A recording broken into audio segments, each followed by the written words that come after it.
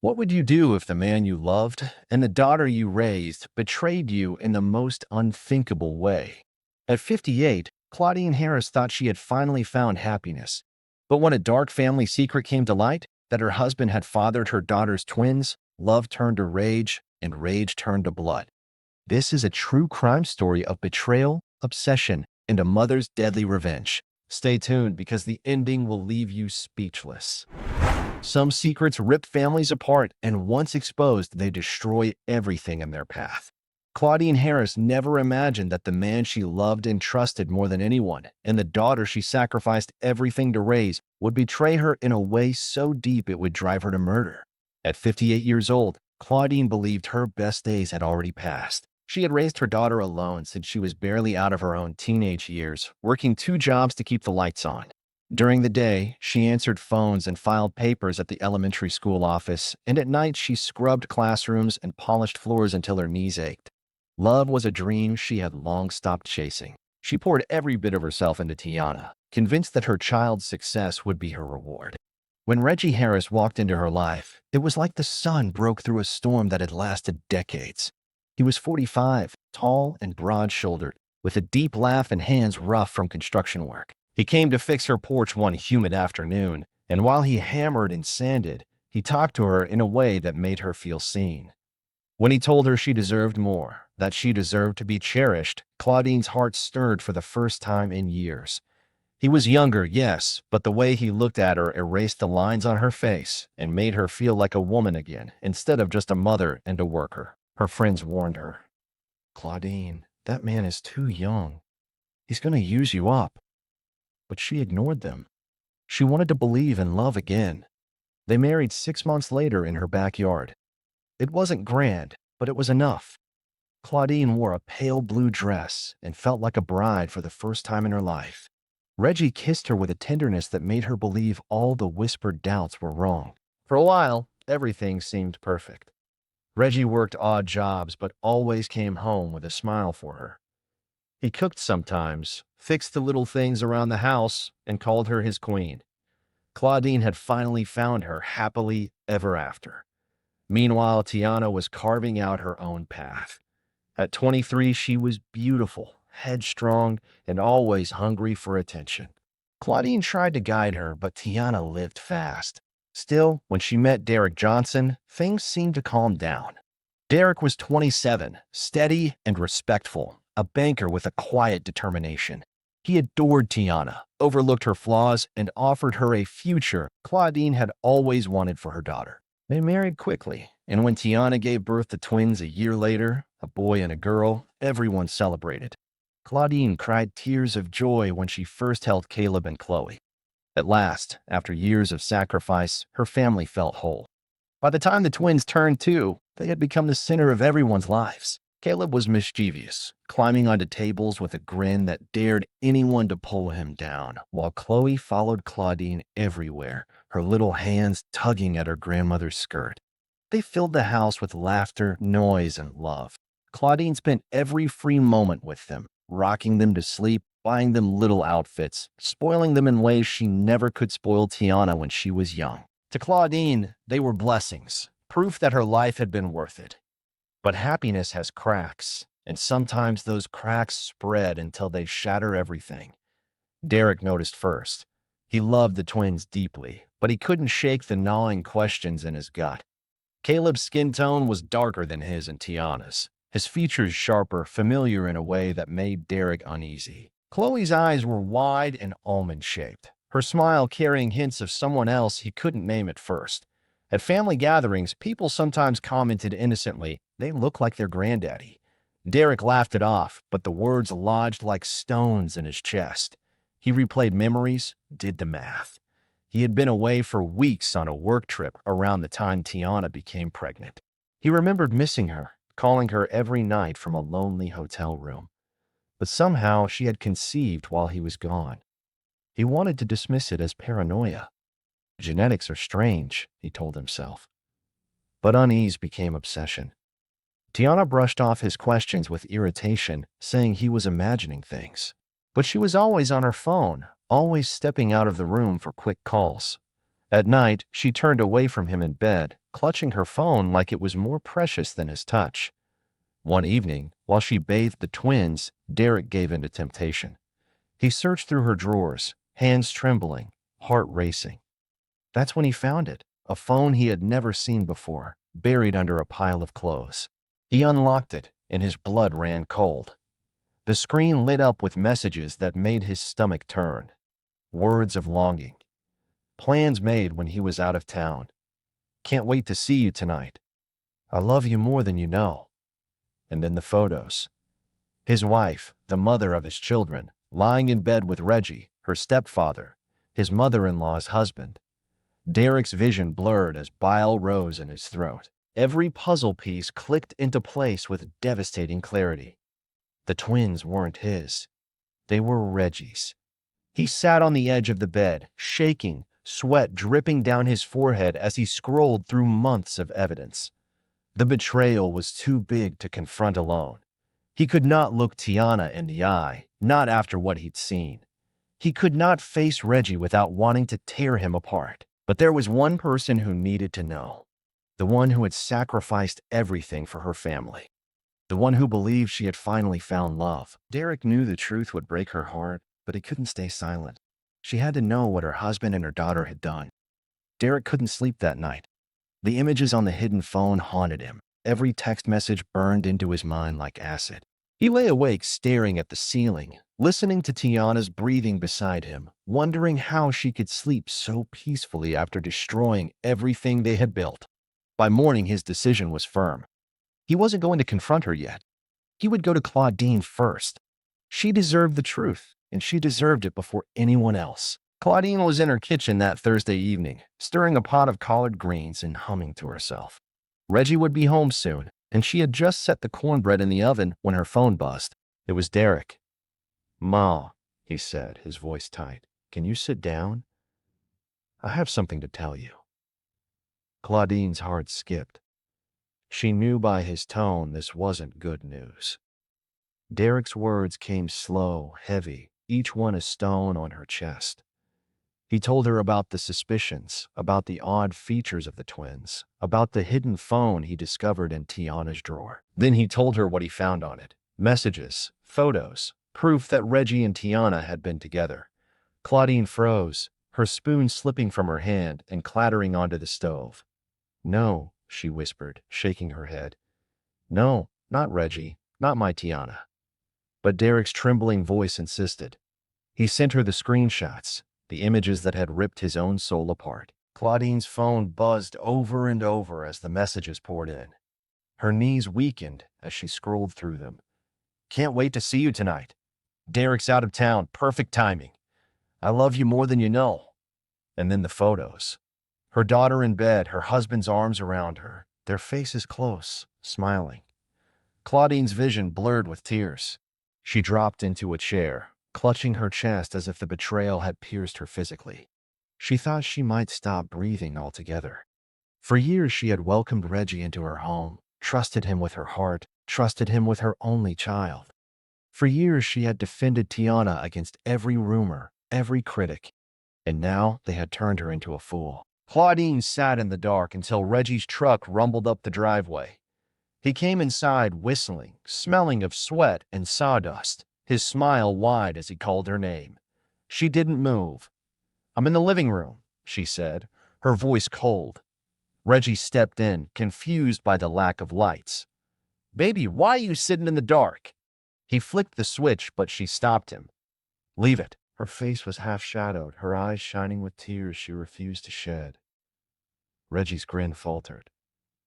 "What's wrong?" Claudine lifted her phone, the screen glowing. "I got a call today. From Derek." Reggie froze, the color draining from his face. "What did he say?" Claudine's voice shook but grew stronger with every word. "He showed me the messages, the photos. You and Tiana." Silence stretched between them, thick and suffocating. Reggie swallowed hard, his mouth dry.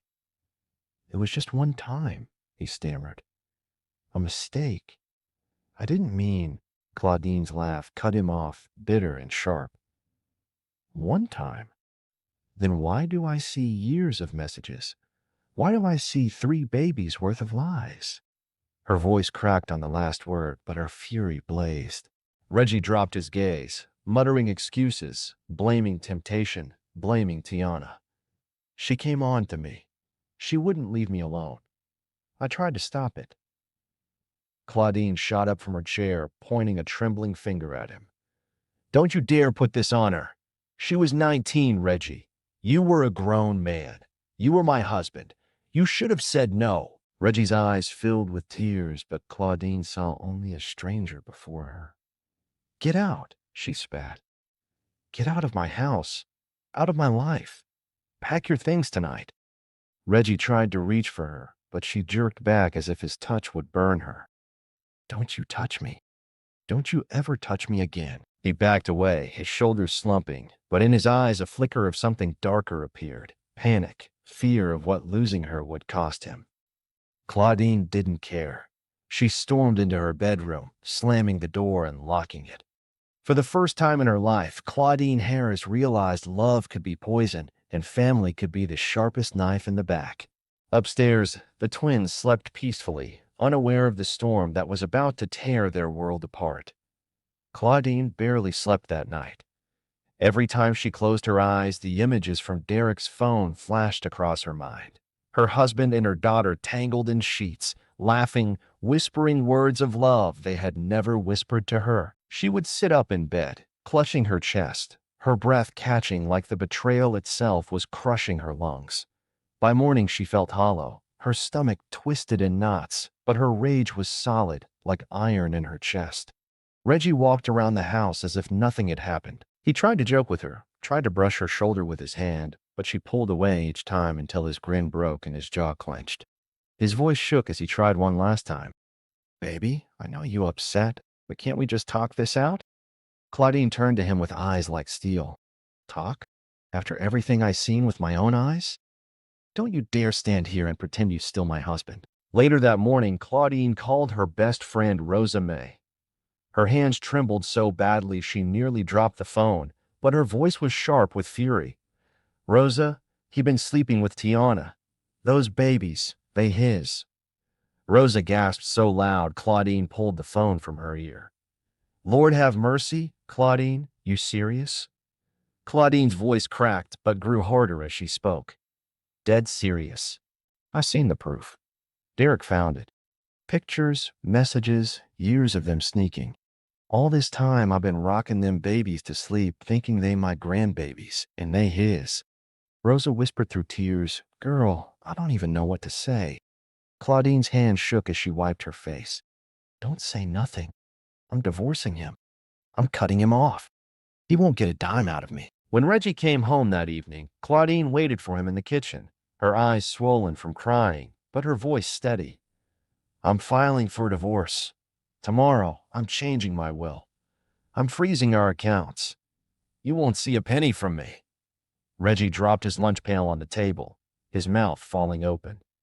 Claudine, please, don't do this. Don't throw away what we got. She spun on him so fast the chair legs screeched against the floor. What we got? You call this marriage? You lying in my daughter's bed, fathering her children, and smiling in my face every night. You made a fool out of me. Reggie stepped closer, his hands out like he could calm her storm. I slipped up. It wasn't supposed to go this far. She kept coming at me. I tried to stop it. Claudine's voice rose into a scream.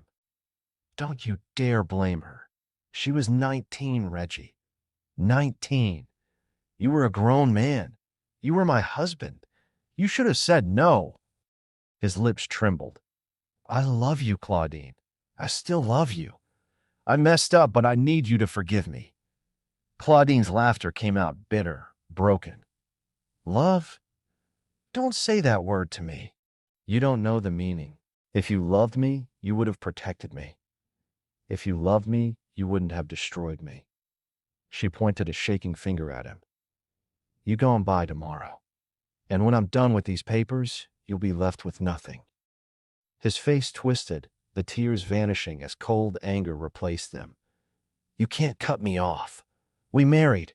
I got rights. Claudine stepped closer until they were almost nose to nose. You had rights when you were a husband. You lost them the second you put your hands on my child. For a long second, they stared at each other, and in his eyes, she saw a flicker of hatred that sent a chill down her spine. But she didn't flinch. Pack your things, she whispered through clenched teeth. Tonight. Reggie stormed down the hall, slamming the bedroom door, and Claudine's legs gave out beneath her. She sank into a chair, her whole body trembling with rage and sorrow. She thought of Tiana then, her only baby, the girl she had worked 2 jobs to raise, the girl she had prayed over every night. How could she? That evening, Claudine drove across town to Tiana's apartment, her jaw tight, her grip on the steering wheel so hard her knuckles turned white. When Tiana opened the door, her smile faded instantly. Mama? What's wrong? Claudine pushed past her into the living room, her voice shaking with rage. Don't you mama me. How long you been laying with him? Tiana froze, her eyes wide. Mama, How long? Claudine's shout rattled the walls. Tiana's face crumpled. Since I was 19, she whispered. Claudine slapped her across the face so hard Tiana stumbled onto the couch, clutching her cheek. You nasty girl. That's my husband. My husband. I gave up everything for you, and this how you repay me. Tiana sobbed, her hands shaking. I'm sorry, Mama. I couldn't stop. I love him. Claudine's voice cracked, trembling with disgust. You love him? You love the man who married your mother? You love the man who laid in my bed and ate my food while sneaking around with you? Tiana's tears turned to anger. She stood up, her eyes blazing. He loves me too. You old mama. He only married you because you safe, because you steady. But me and him, we real. He told me. You call sneaking behind my back real? You call raising his babies under your husband's roof real? You broke me, Tiana. You broke me in ways I can't fix. Just then the twins began crying in the bedroom, their wails cutting through the tension. Derek rushed in from the kitchen, his face pale from overhearing every word. He scooped up Chloe, holding her against his chest as Caleb's cries echoed. His eyes were bloodshot as he looked at his wife, then turned to Claudine. Now you see. Now you know. This whole time I've been raising another man's kids while she been lying to my face. Claudine's eyes softened for a moment at Derek's pain, then hardened again as she stared at her daughter. I understand now, and I swear to God, neither of you will get away with this. She turned to leave, her heels clicking hard against the floor. Tiana reached out, tears streaking her face. Mama, please, don't leave me like this. Claudine yanked her arm away like her daughter's touch was fire. Don't you ever touch me again. You made your choice. You and him both. And you gonna pay for it. With that, she stormed out, slamming the door behind her as the sound of the twins' cries followed her into the night. Claudine's mind raced as she drove home from Tiana's apartment. The words her daughter had screamed at her echoed in her head like a curse. You old mama, me and him, we real. Claudine gripped the steering wheel tighter, her heart pounding with every mile. By the time she pulled into her driveway, she had made up her mind. There would be no forgiveness, no second chances, only consequences. Inside the house, Reggie sat at the table with a beer in his hand, his eyes bloodshot. We need to talk, he muttered as soon as she walked in. Claudine slammed her purse down and glared at him. There's nothing left to say. I told you to pack. Why you still here? Reggie leaned back, his jaw tense. Because you ain't throwing me out like some dog. I built this life too. I worked on this house, fixed everything you asked me to. You think you're gonna erase me overnight? Claudine's laughter was cold. Erase you? You erased yourself the minute you put your hands on my daughter. Don't you dare stand there and act like you a man. You nothing but a snake in my bed. His fist hit the table, rattling the beer bottle. She came to me, Claudine. You hear me? She wanted me. You think I planned for it to happen? She kept coming and coming. I tried to fight it, but Claudine cut him off, her voice sharp enough to slice the air. Don't lie. Don't you dare stand in my house and put this on her. You was 45 years old and she was just a child compared to you. A grown man knows better. But you didn't care. You just wanted what you wanted. Reggie stood, his voice rising. You think you better than me? You think you some saint? You lonely, Claudine. That's why you let me in, and now you want to turn around and act like I'm the devil. You needed me. Claudine stepped closer, her eyes blazing. I needed a husband. I needed love. What I got was a traitor who ruined my family. You destroyed me, Reggie. You destroyed everything I gave my life for. He sneered. You ain't walking away clean. If you cut me off, you cut yourself too. I won't have nothing left to lose. His voice was low, dangerous. Claudine didn't flinch. You already lost me. That night, she barely spoke. She cooked a small meal, but the silence was heavier than the air. Reggie tried to break it, tried to laugh at a TV show, but Claudine only stared at him like he was already dead. When she went to bed, she lay awake, staring at the ceiling until her hand drifted to the drawer of her nightstand. Inside was a small revolver, one she had kept for protection ever since living alone as a single mother. She pulled it out and held it in her lap, the weight solid, the metal cold against her palm. She whispered to herself, they think they can laugh at me. They think they can betray me and still live in peace. Not anymore. The next evening, Tiana came by the house. She barged in without knocking, her face red with anger. Mama, you can't just throw him out. You can't treat him like that. Claudine stared at her daughter like she didn't recognize her. You here defending him? After what y'all done? You should be on your knees begging for mercy. Tiana crossed her arms. I don't need your mercy. I love him, Mama. He's mine whether you like it or not. Claudine's chest heaved. Yours? You evil girl. I carried you. I fed you when I didn't have nothing, and you repay me by stealing my husband? And you proud of it? Tiana's voice broke, but her defiance remained. He treats me better than you ever treated me. He sees me. He wants me. That's more than you ever gave me. Claudine slapped the counter so hard the sound made them both jump. I gave you my whole life. I gave you everything I had. And you threw it back in my face for a man who don't care about nothing but himself. Reggie stepped into the room then, his face tense. That's enough. Both of y'all need to calm down. Claudine turned on him with a fury he had never seen. You shut your mouth. You the reason we stand in here. You the reason my daughter think this mess is love. Reggie stepped closer, his voice cold. And what you gonna do about it? You gonna scream all day? You think anybody believe you when you say this? You'll just look crazy. Claudine's hand twitched at her side, itching for the gun waiting upstairs. Her voice was steady, low, dangerous. Don't test me, Reggie. Don't think I won't do what needs to be done. He chuckled bitterly, shaking his head. You ain't got the guts. But Claudine's eyes didn't waver. That night, after Tiana left in tears, Claudine stood at the twins' bedroom door, watching them sleep peacefully in their little cribs. Their tiny chests rose and fell, their faces innocent and unaware of the ugliness around them. She whispered through tears, You didn't ask for this. None of this is your fault. But your mama and your granddaddy, they gon' pay. Downstairs, Reggie drank another beer, oblivious to the storm gathering upstairs. Claudine sat on the edge of her bed, revolver in hand, whispering to herself again and again. Tomorrow, it ends. Tomorrow, no more lies. Tomorrow, no more betrayal. The house was quiet the next evening, too quiet.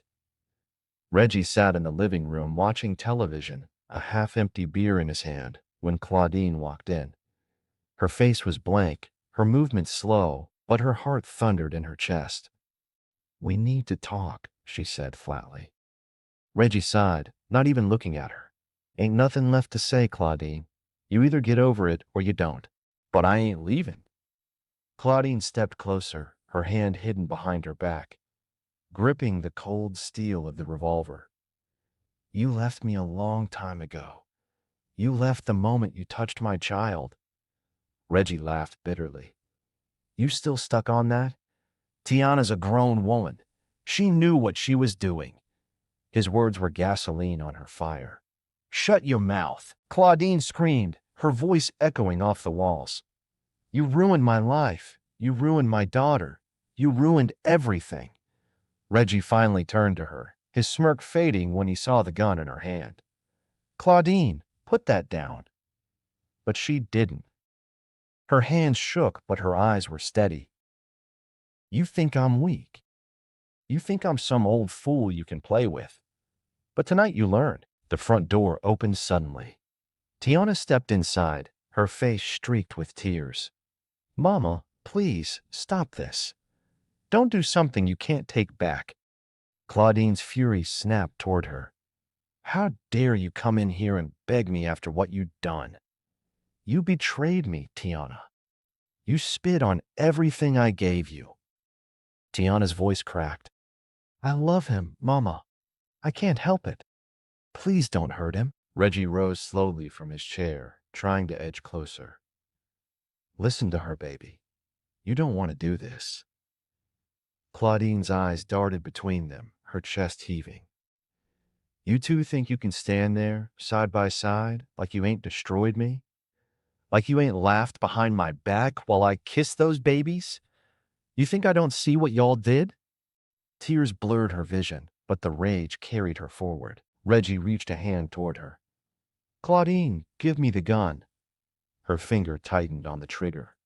Don't touch me.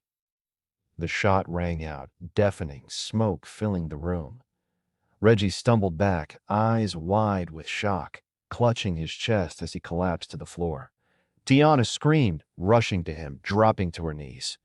Reggie, no. But before she could even think to run, Claudine turned the gun on her own daughter. Tiana's eyes met hers, filled with terror. Mama, please, Claudine's voice broke. You stopped being my daughter the day you laid with him. Another shot. Tiana crumpled beside Reggie, her hands reaching out for him even in death. The silence that followed was unbearable. Claudine stood there, the gun slipping from her trembling fingers, clattering onto the hardwood. She sank into a chair, staring at the bodies of the two people she had loved most, now lying lifeless at her feet. Minutes later, neighbors, alarmed by the gunshots, called the police.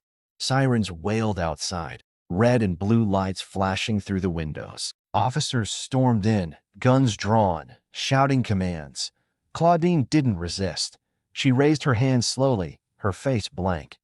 I did it, she whispered. I killed them both. The officers cuffed her and led her outside, past curious neighbors whispering and pointing. She didn't look at them. She didn't look at anything at all. At the police station, Claudine gave a full confession. They betrayed me in my own home. He was my husband. She was my child. And together they destroyed me. I couldn't let them keep breathing after that. Her words chilled the detectives to the bone. 6 months later, her trial began. The courtroom overflowed with people, the story having spread across the city like wildfire. The prosecutor painted her as a cold-blooded killer, driven by rage and humiliation. The defense tried to argue temporary insanity, a mother pushed beyond her limits. But the jury didn't take long. After days of testimony, after hearing Derek's broken voice describe how he discovered the affair, after seeing the photos and the texts, they returned with their verdict. Guilty of 2 counts of murder. The judge's voice was stern as he delivered her sentence. Claudine Harris, you will serve life in prison without the possibility of parole. You betrayed your duty as a mother, and you chose to respond to betrayal with blood. Claudine stood silently, her eyes hollow, her shoulders slumped as though the weight of her choices had finally crushed her. The twins, Caleb and Chloe, were placed in Derek's care temporarily before the court ruled they should be raised by his parents. They were innocent, too young to understand why their mother no longer came home, why their grandmother was gone forever. As the years would pass, they would someday learn the truth, a truth so heavy it would shape their entire lives. Claudine spent her days in a prison cell, staring at the gray walls, whispering to herself at night, "They left me no choice." But deep down, she knew she had made the choice, and she would live with it until her last breath. Some betrayals are so deep, they leave no survivors. Claudine thought ending their lives would free her, but it only caged her forever. And the innocent twins were left with scars they could not yet see. What do you think about this story? Do you believe Claudine was pushed too far, or do you believe nothing could justify what she did? Share your thoughts in the comments below. Tell us where you're watching from. And don't forget to like this video and subscribe to the channel for more stories that will leave you shaken.